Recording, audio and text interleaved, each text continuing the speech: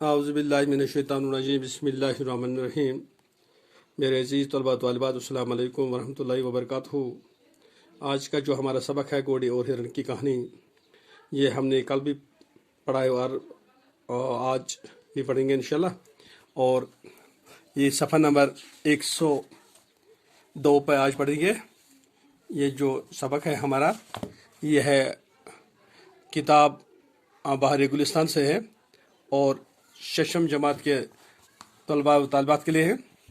और जो उर्दू का सबक है आज हम इसको आगे पढ़ेंगे अब, क्योंकि आपको मालूम होगा बेटो कि हमने कल पढ़ा था कि हिरन और घोड़े में बहुत अच्छी दोस्ती थी। कुछ आपस में इनको किसी बात पर झगड़ा हुआ, झगड़ा वहाँ तक पहुँचा कि मारपीट की नौबत आ गई, क्योंकि इन दोनों में जो लड़ाई हुई थी तो इसमें घोड़े को ज़्यादा चोटें आई थी।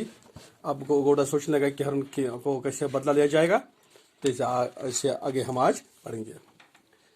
आदमी ने जवाब दिया, मैं शिकारी हूँ और शिकार की तलाश में हूँ। घोड़े ने कहा, अगर मैं तुम्हें कोई शिकार दिखा दूँ तो क्या तुम इसको मार दोगे? हाँ, क्यों नहीं, मेरा तो काम ही यही है, शिकारी ने कहा।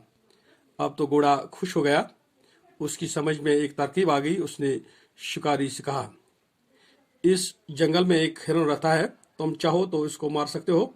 शिकारी ने कहा, मारने को तो मैं मार दूं, लेकिन तुम ही बताओ कि मैं इसके पीछे कैसे दौड़ सकता हूँ।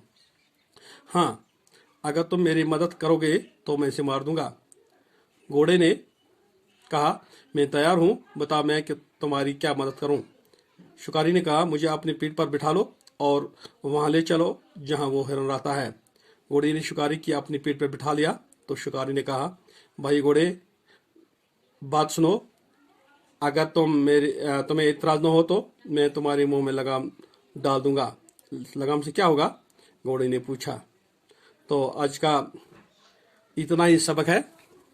तो घोड़े ने जो जिद थी तो वो मुकम्मल कर दी। तो इस तरह से कुछ अल्फाज हैं, एहसानमंद, एहसान मानने वाला, इंतकाम, बदला, कारामद, काम आने वाला, मफीद, तरकीब, तरीका। तो कल इंशाल्लाह इससे आगे पढ़ेंगे। खुदा हाफिज़। अस्सलामु अलैकुम रहमतुल्लाहि व बरकातहू।